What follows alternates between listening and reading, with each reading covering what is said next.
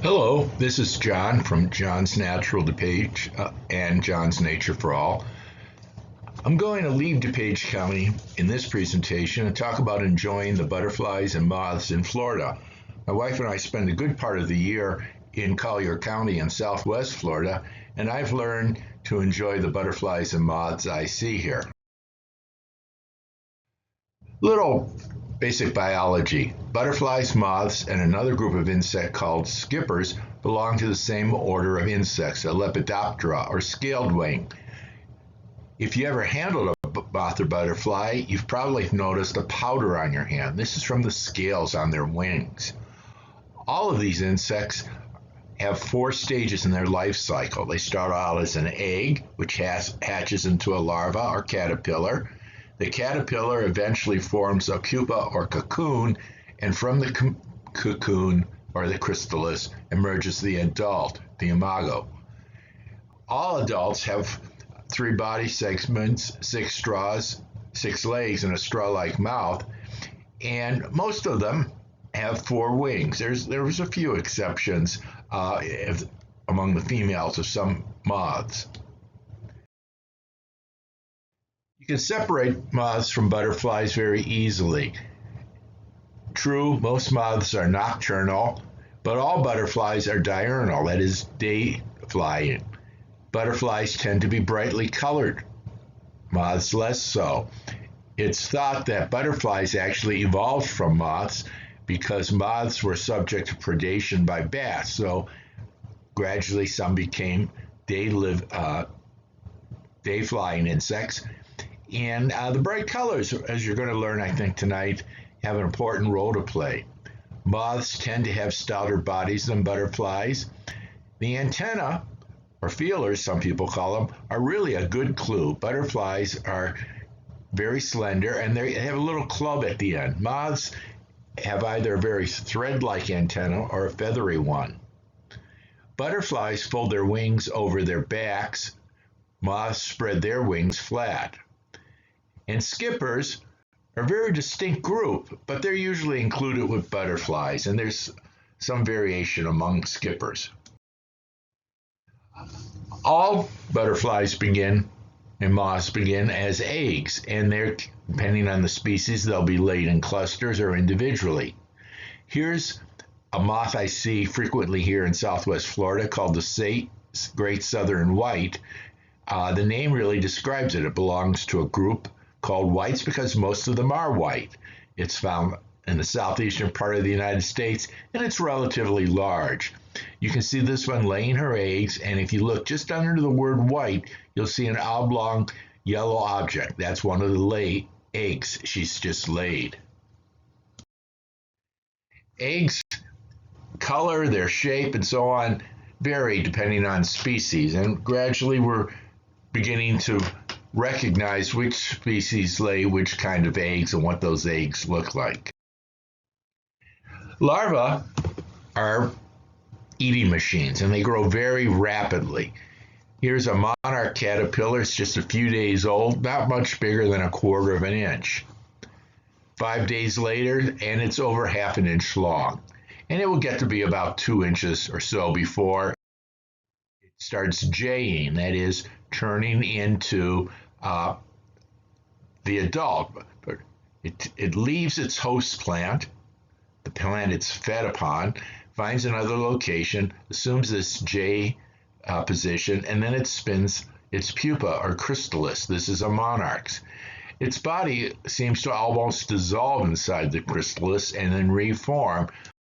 Eventually, the adult butterfly is formed, and you can see the monarch inside the chrysalis here.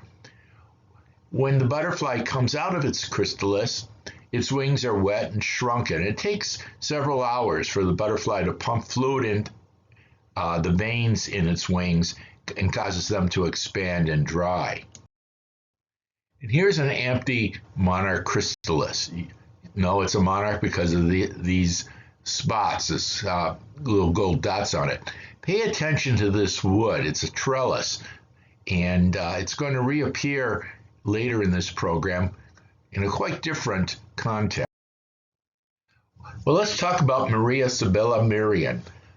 she's just in the last few years receiving the recognition she probably deserves. She was born in Germany, 1647, and not unusual for the time. She was married at the age of 13. And for several years, she lived a pretty typical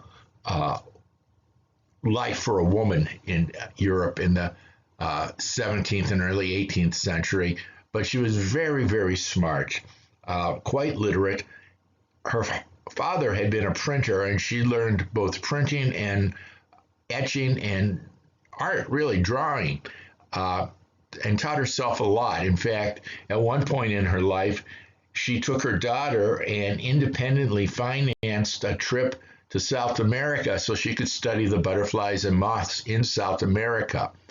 And at a time when most people believed that butterflies came out of dead leaves and that caterpillars were just some kind of worm, she actually documented the life cycle of butterflies.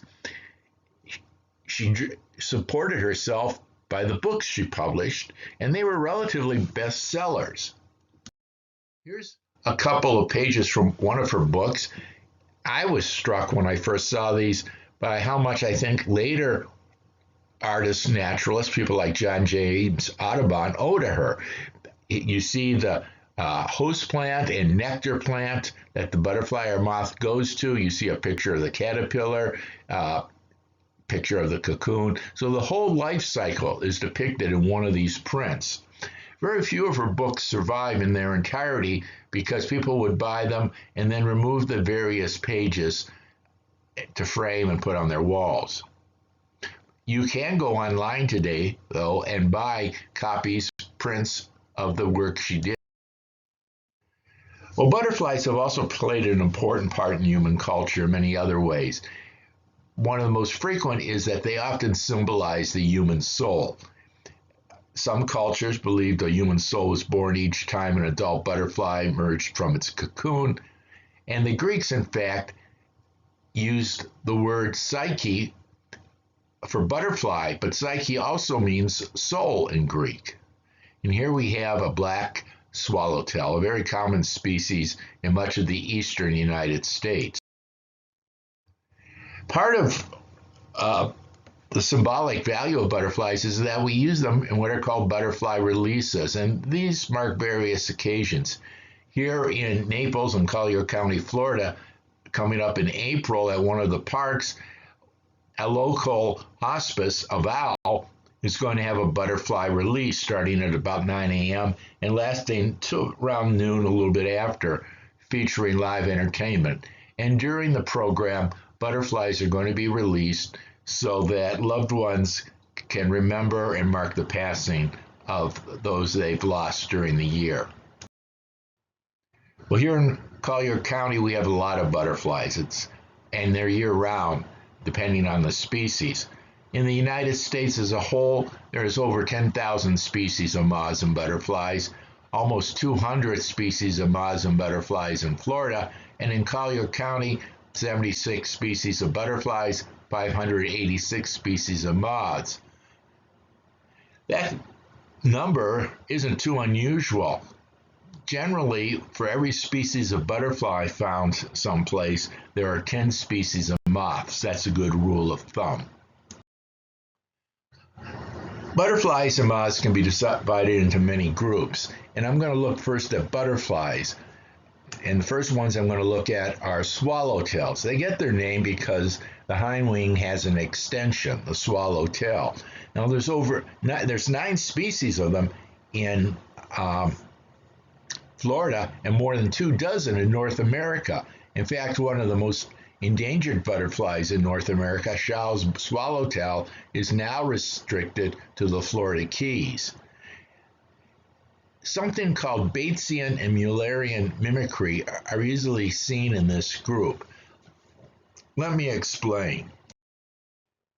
Mimicry is, of course, when one species resembles one or more other species.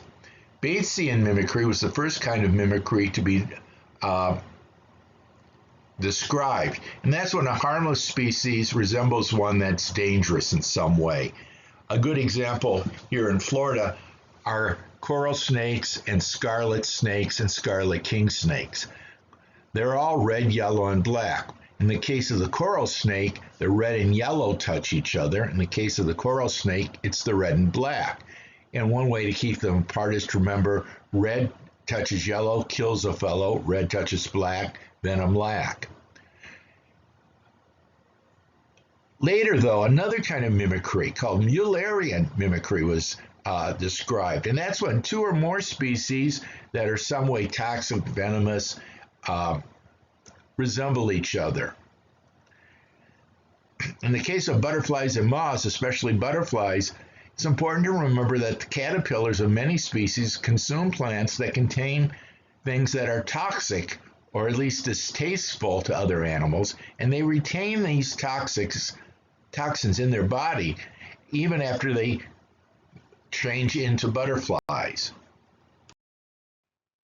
Now, here we have three swallowtails species. Two of them are really harmless. The black swallowtail, which is found throughout much of the eastern United States, and the tiger swallowtail, found in much of the eastern United States. Now, you might say, well, that tiger swallowtail doesn't resemble the other two. Well, let me explain. The black swallowtail feeds mostly on members of the carrot family, things like carrots, the vegetation part, not the root, dill, parsley. I grow parsley specifically to attract these butterflies to lay their eggs so I can raise their caterpillars.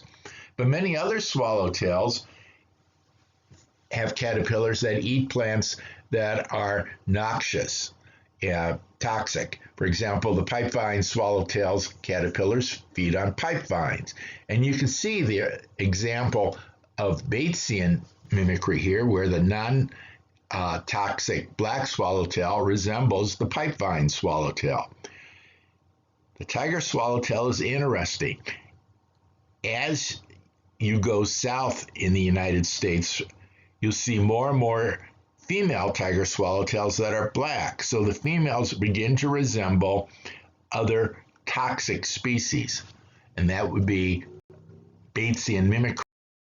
But then there's something, the Palamedes swallowtail seen here, which resembles the pipevine and several other kinds of swallowtails. And it's toxic because of what its caterpillar eats. This particular one is doing something called puddling. We think of butterflies visiting flowers, but in the case of swallowtails and many other butterflies, they also like to be attracted to damp mud, decaying fruits and vegetables, decaying flesh even, and even, quite frankly, animal feces. They stick their proboscis into the material, and they don't suck the juice. They so much as absorb chemicals and liquids in the substance, including, incidentally, nectar when they visit flowers. And by doing this, they are able to extract various nutrients that they need that aren't available in the nectar that they live on most of the time. Another large group of butterflies are called whites and sulfurs because some are white and some are yellow. They tend to be moderately sized butterflies. They have a very rapid fluttering flight. Whites, as a rule, sit with the wings open, but sulfurs fold them back. For example, here is something called an orange-barred sulfur. It's one of the more common sulfurs I see in Collier County. You can't see the orange bar on it because that's on the top part of the wing, the part that's not obvious when its wings are folded back. But they're large as for a sulfur, and even in flight, they're a darker yellow, almost an orange yellow compared to other sulfurs. A butterfly nearly equal in size is the cloudless sulfur seen here in the upper right. It's a paler yellow. It's a little bit smaller than the orange-barred sulfur, but it too sits with its wings folded. The dainty sulfur is, as the name suggests, very small, and you can see not only is it yellow, but it has this pattern of spotting on its wings. The most common white I've seen in Collier County is the Great Southern White, and its name does a good job of describing it. It's white, it's found in the southeastern part of the United States, and it's relatively large. It's a native species, unlike the cabbage white butterfly that many of us are familiar with from the northern part of the United States. The cabbage white was introduced. It feeds on members of the cabbage family, things like cabbage and kale and what have you. It's probably one of the few butterflies that's considered an agricultural pest because its caterpillars can do some damage to those food crops.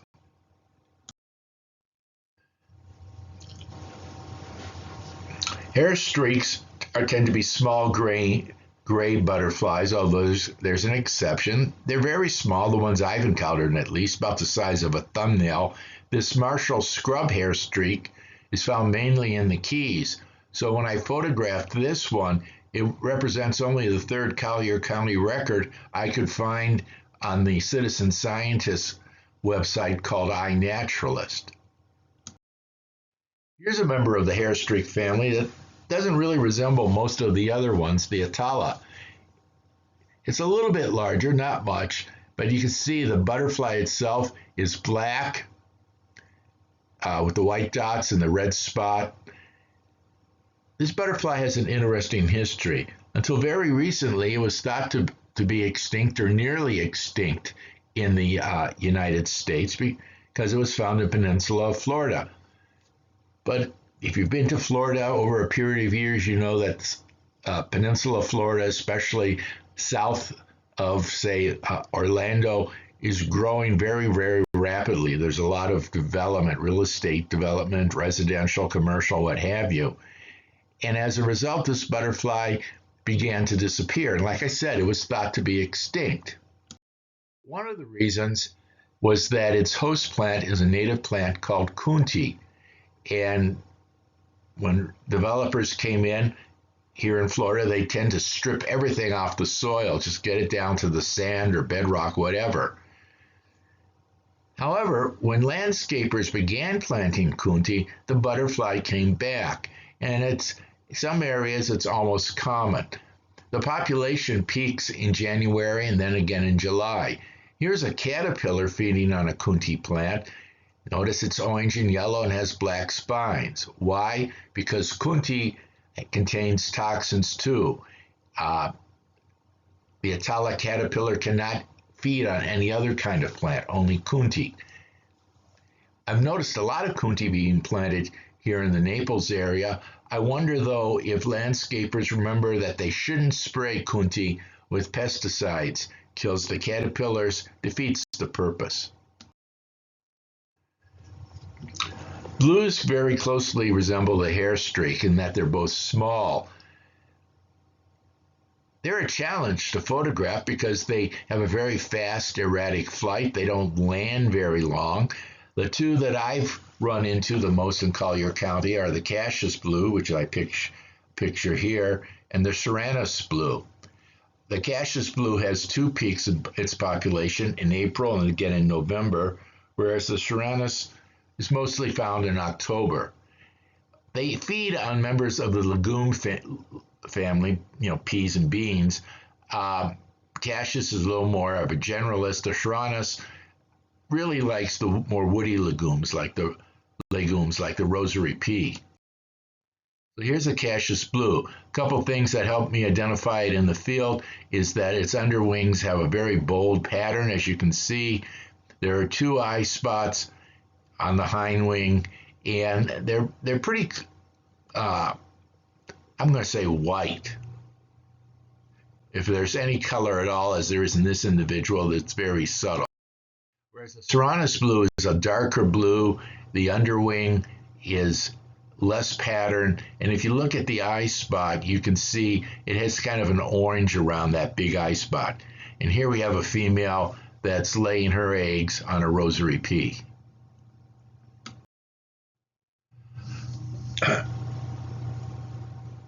Longwings and fritillaries are favorites, I think, of a lot of people. First of all, many of them have very distinct patterns. They're relatively easy to identify, at least in Florida. There are hundreds of species. Most of them are tropical. The larvae of most species feed on toxic plants, so of course the adults retain those toxins and are distasteful to predators. And within this group, there are numerous examples of Batesian and Mullerian mimicry. Very common for longwing is the Gulf fritillary, and as you can see, it's orange. Maybe you think it resembles a monarch. That might not be coincidental. It has a very fast flight. The adults are found on a number of flowers, nectar. It has a relatively large range. It goes as far north as the Ohio River Valley and through most of South America.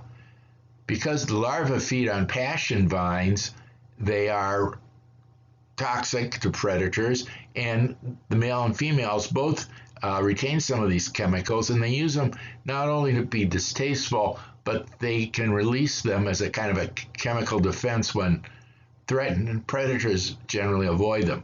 Here you have a caterpillar. Remember I told you to look at that lathe, that the monarch crystal? Well, the first time I saw that trellis, I found a couple fritillary caterpillars on it. But caterpillars generally leave their host plant in order to form a chrysalis. So I went back to this particular trellis hoping to find more fritillary caterpillars. Instead, I found the monarch chrysalis. I didn't find any fritillary caterpillars, and I didn't find a chrysalis. Well, this is the Florida state butterfly, the zebra longwing, and I'm joking here. It's obvious how it got its name. There are a number of butterflies that resemble this one in Central and South America. Some of them so closely resemble each other that I'm amazed that scientists have actually been able to find ways to distinguish them. This one, you can see has very white stripes, but as you look at other photographs that I'll show you, you'll see that the color of the stripe varies. For example, in this one is almost yellow. They're relatively common year-round in Florida. I find them kind of a challenge to photograph, though, because they don't seem to settle down very often, and when they do, it's not very long. Like the Gulf fritillary, they feed on passion flowers and passion vine, which makes them toxic. The adults are also unusual because they seem to feed on the pollen of certain flowers. Something I've never seen, only read about, is that the adults apparently roost communally at night. And I've read one report claiming that up to 60 have been found at one single roost. The Julia is another longwing butterfly. It's less common. I've only been able to photograph this one. Like the previous two species, its caterpillars feed on passion flower. The adults seem to be fond of lantana as a nectar source. Well, closely related to the longwings are other butterflies, and they all actually belong to a group called brush-footed butterflies. The ones I'm showing you are a little bit different. They have a flap glide pattern of flight, and they're not quite so, let's say, testy or edgy. They will settle down on flowers and allow you to photograph them, like this monarch did. The most common brush-footed butterfly I've seen in the Naples area is the white peacock, and you can see where it gets its name. Since it may be common, and it's found over quite a stretch of country, is that its larvae feed on water hyssop and related plants. And these are things that, at least in the Naples area, are very common in some of the retention ponds and some of the drainage canals. Whereas Many residential and commercial areas are heavily landscaped to the extent they have no native plants that the caterpillars can feed on and very few flowers that the butterflies can nectar on. The water hyssop and the water waves are relatively left unchanged. The males can defend 15 meters of territory. One thing about butterflies is that they, in many cultures, are symbols of transformation. To the Maya and Aztec peoples, butterflies were a symbol of their fire god, because fire, like the butterfly, was a symbol of transformation in their cultures. And in fact, the Aztecs built a palace dedicated to butterflies that's called Mariposa.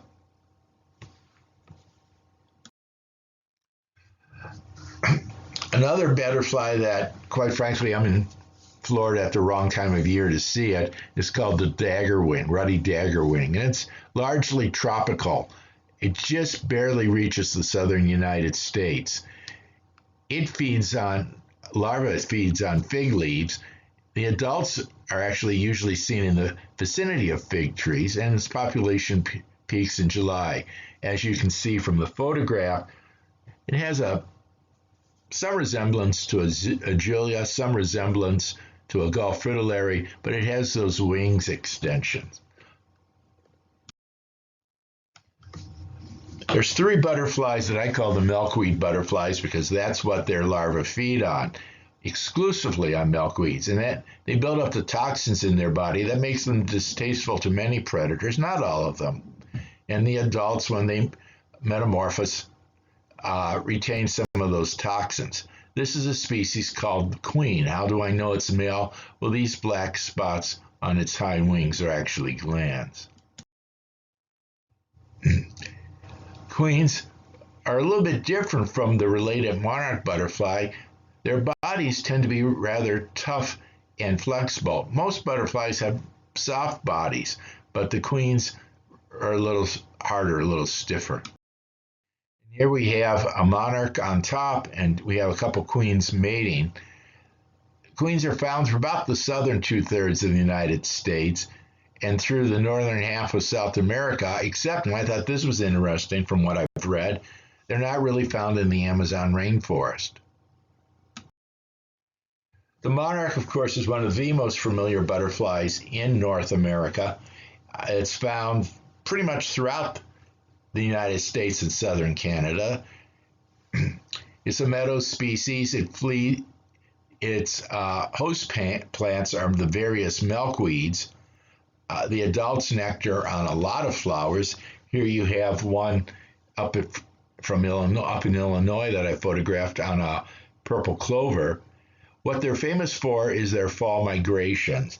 The last brood of the year migrates in the east at least, migrates southwest to a mountainous area just west of Mexico City. They spend the winter in the mountains. In the next spring, their reproductive organs, which have really been reduced in the adult butterfly, begin to grow. When they get to northern Mexico, Texas, they breed. Those adults die. The next generation goes up a little bit further north, and the generation after that goes even further north. So in 2 or 3 generations, they finally reach southern Canada. The last generation of the summer, though, does not reproduce, and it's the one that begins migrating south. Monarchs are kind of the poster child for the decline in butterflies. In 1975, where they migrate to in Mexico was first discovered. Since 75, and especially in the last 20 years or so, the area they occupy has been shrinking. There are fewer and fewer monarchs. In 95, 96, that area was about 52 acres. In 22, 23, it was 5.5 acres. And just this year, reports say that monarchs only occupy 2.2 acres.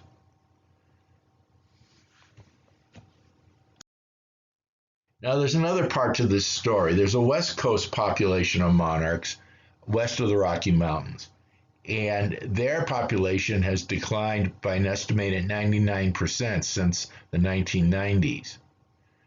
There is a non-migratory population in Florida and possibly coastal South Carolina, and there's introduced populations in many other parts of the world.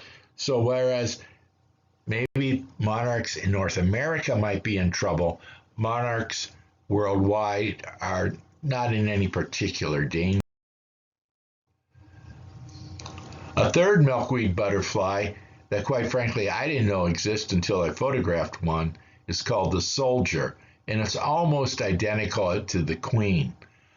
The major difference is these veins in its wings are a little thicker, a little blacker. What you have between monarchs, queens, soldiers, and another butterfly I'll show you in a moment, the viceroy, is Mullerian mimicry.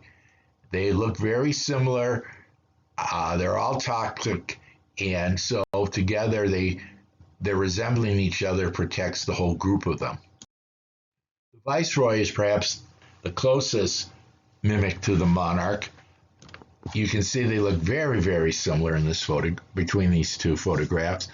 But if you look at the viceroy on the left, you'll notice in the lower hind wing, there's a black bar, very distinct black bar. And that's the easiest way to separate them. It's even obvious if you're in the field or watching butterflies in a garden someplace. Another brush-footed butterfly is called the malachite or malachite. It's very exotic looking, green, yellow. This one, in fact, I was able to photograph in a butterfly house. I've never seen one in the wild. They're found in the Florida Everglades, maybe the Florida Keys, and hardwood hammocks.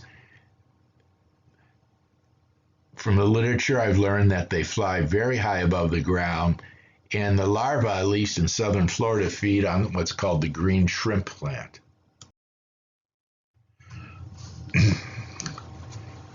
I was interested in finding out how butterflies are described, and I looked at about 24 poems, and in the poems I found out that they fly, soar, and so on. Fly was the most common description. They repair, wave, dance, creep, waltz, hover, flitter. I was hoping I'd see that they polka because today, when I'm recording this, is St. Joseph's Day, a Polish holiday, but alas, in the poems, they weren't described as polkaing. A large group of butterflies are called skippers. Sometimes they're treated as a very separate group.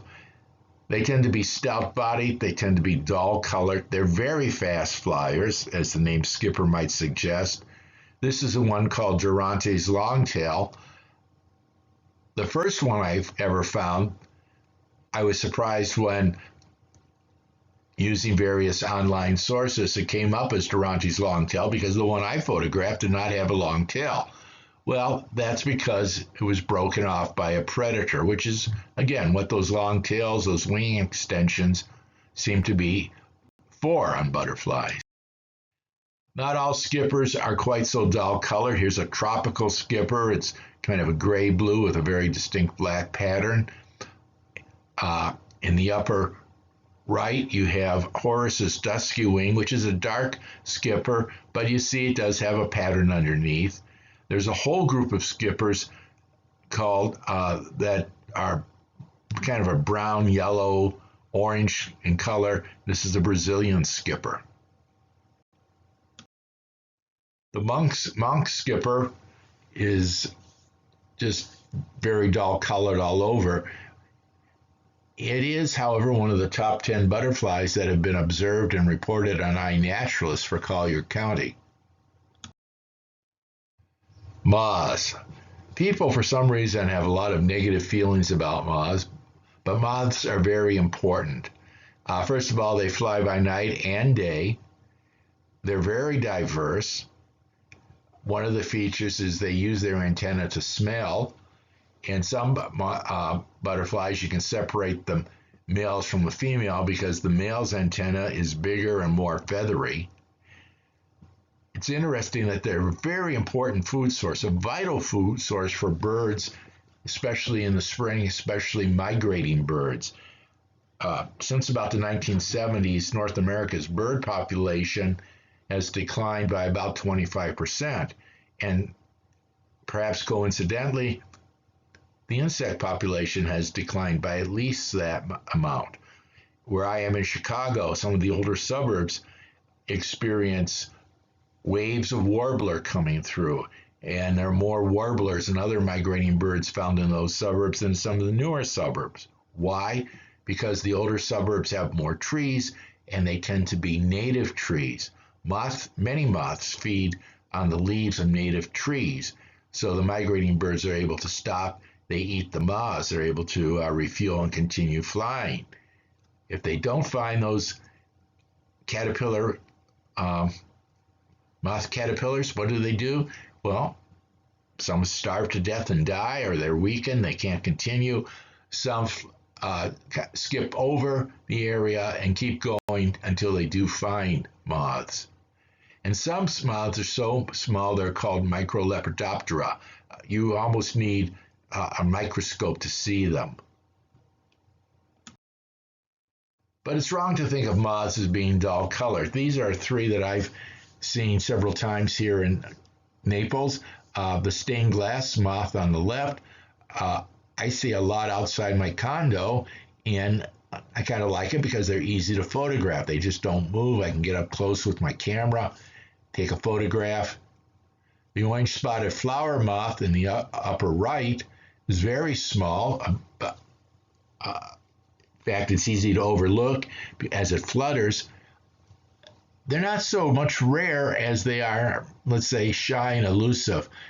They often, when I see them, they often fly behind a leaf. They go into a darker space if something disturbs them. And then there's the ornate Bella moth, which is quite lovely.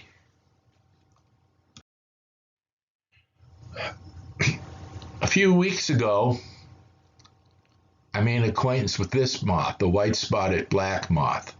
And it's a diurnal moth, that is a day-dwelling moth. You can see where it gets its name very easily. What I thought was kind of fascinating, it was at a site I go to a lot. The week before I saw them, I didn't see any. Then I saw a bunch of them. The following week I returned, and there were some there, not as many as the week before. And then a week after that, I couldn't find any. And that's because a lot of moths and butterflies are very seasonal. They have periods, flight periods, when they come out of their cocoon, the adults feed, they mate, lay their eggs, and then die, disappear. Some of the largest moths belong to the Sphinx family. You can have this one I found at a local park called the giant leper moth. Looks like it's a caterpillar. The adult is a white moth with black spots, very distinctive. It's best if you see a caterpillar with hairs to handle it carefully or not at all, because quite often those hairs will irritate, cause blisters and rashes and what have you. The Tursa Sphinx was quite a large moth that I found outside my condo one day, and the giant Sphinx was very large. It's about 3 inches from its head to the end of its abdomen. I found this one dead on a beach here in Naples. And a few weeks ago, I became acquainted with this one, the Tantalus Sphinx. It's a very fast flyer, a fluttering flyer. In fact, it reminds me of a hummingbird a little bit. And it would spend a few seconds or less at a flower, probing it for nectar before going to another flower. Butterflies appear in a lot of art. One that I was especially interested in seeing was Andy Warhol's depiction of the San Francisco silver spot butterfly, one of the most endangered butterflies in North America. Andy made a prints of a number of endangered animals and sold those to raise money for various environmental causes. Currently, this butterfly is known from just 4 sites in the San Francisco Bay Area and is considered very, very endangered. Well, I said earlier that the monarch is the poster child for endangered moths and butterflies. There's many more that are in much worse shape. In Illinois, we have the Carner blue, but you go through this list. These are the top 10, according to the United States Fish and Wildlife Service. Half of them are found in Florida. There's 3 or 4 showing up in, showing up in California and North Dakota. These are not incidentally listed in order of how they're threatened. Nick Haddad, who's a professor at Michigan State University and is considered the foremost authority on restoring butterfly habitat, said to me in a recent email that he's been continuing his research, and despite all the efforts, butterflies seem to be declining at a rate of about 2% a year. Butterflies aren't alone. Insects in general are disappearing. It's been called the insect apocalypse, and it's especially evident in residential developed areas, agriculture areas, and so on. Some of the things that people can do to help butterflies and other insects, I list here: avoiding pesticides, herbicides, fertilizers. I spoke to a woman who worked for one of the largest chemical countries in the United States. When the company surveyed the end users of their pesticides and what have you, they found that the typical user used 6 to 8 times the recommended amount of chemical compared to what the company was recommending. You can turn off your lights at night. A lot of us don't have, have lights that don't attract moths, but that's one thing you can do. Leave the leaves. Don't clean up your yard in the spring. In fact, it's a good idea maybe not to clean up your yard at least till May. And in fact, there's a growing movement now called No Mow May, so that the various things you might consider lawn weeds emerge, blossom, and various pollinators can feed on those plants before they start feeding on some of the things that might grow in our garden. You can grow host plants for caterpillars, and you can grow nectar plants for moths. It's very important that you, as much as possible, try to plant native host plants. If it's non-native, there are probably few or no caterpillars that use it as a host plant. If it's called pest resistant, it doesn't feed anything. If you don't have caterpillars, you aren't going to have butterflies. For example, the sugar maple, native tree, is host plant to a variety of species. The Norway maple, which is common in many garden stores and is a common tree for street plantings, doesn't host anything. On top of that, it tends to be very invasive.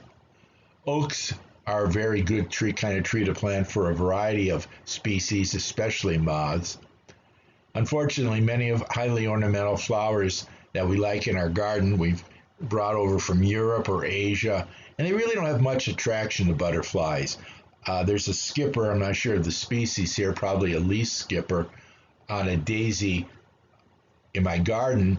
And, butterflies in general prefer simple, flat flowers. But keep this in mind. Flowers are a punch bowl for butterflies. Host plants are a salad bowl for caterpillars. You'll want to plant as many host plants as you can. There are a lot of places to find help. Generally, your state's agricultural extension service might have some advice for you. A lot of colleges and universities have places where you can find information and help. These 4 organizations are national, and I think they do a great job of offering advice. The Audubon organization, for example, if you go to their website, if you enter in your zip code, it will give you a list of plants very specific to your zip code. So, if you live in Sarasota, New York, you're going to get a different list of plants than, say, if you live somewhere on Long Island in New York, and so on.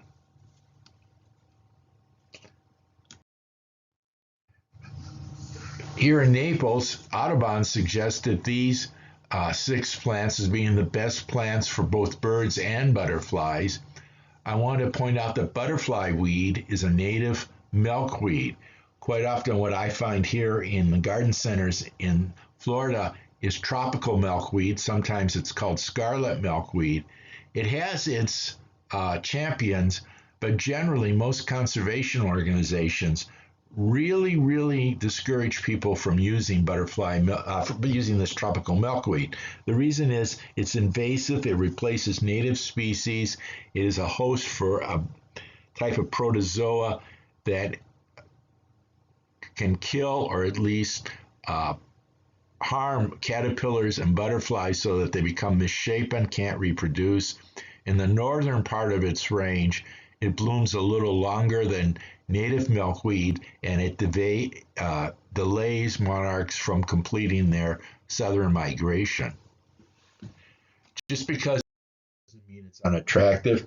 Beautyberry really has a beautiful berry. Butterfly weed, beautiful orange color. The flowers attract many kinds of butterflies, not just monarchs. The holly and goldenrod.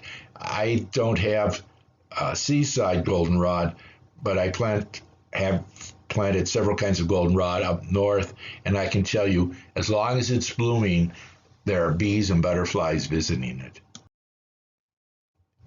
The North American Butterfly Association seems to have kind of a rule of 3. To whatever extent possible, plant 3 different types of host plants for the butterfly species you're trying to attract, and try to plant 3 different types of nectar plants. More is better, and as many plants as possible, and mass plantings, clusters of the same thing. Butterflies tend to be visual, and they're attracted to those colors. And of course, you want to avoid pesticides of all kinds. Now here in Collier County, Florida, there's a lot of places to spot butterflies. The North Collier Regional Park is one of my favorite places, and a lot of the photographs I've used in this presentation I took there. Freedom Park on Golden Gate has a butterfly garden. What I like about both of these butterfly gardens is that they're very handicapped accessible, especially the one at Freedom Park. It's paved. Golden Gate has mowed lawn. But I've discovered a lot of butterfly gardens throughout the Naples, Collier County area. Some are large, some are small, some are well maintained. Here in Naples, of course, many of us are snowbirds. We go back and forth and we live in communities, and we can't indulge our passion for gardening.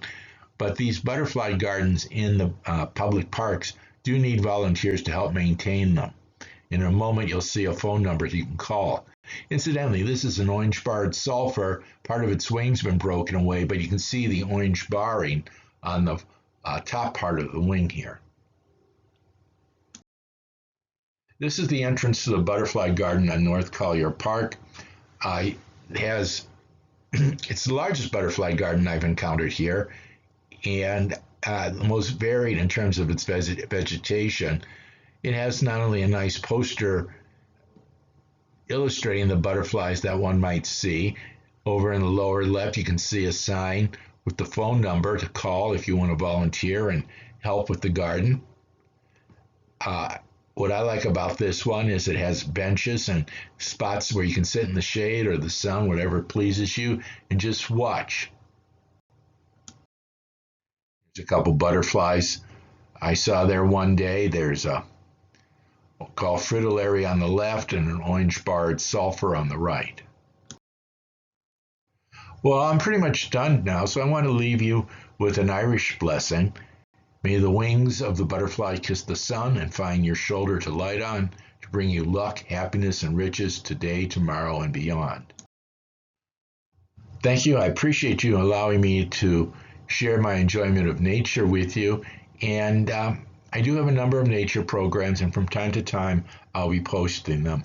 So if you enjoyed this, you learned a thing or two, check back and share with other people. I, I think it's important that we learn as much about nature as we can. Thank you again.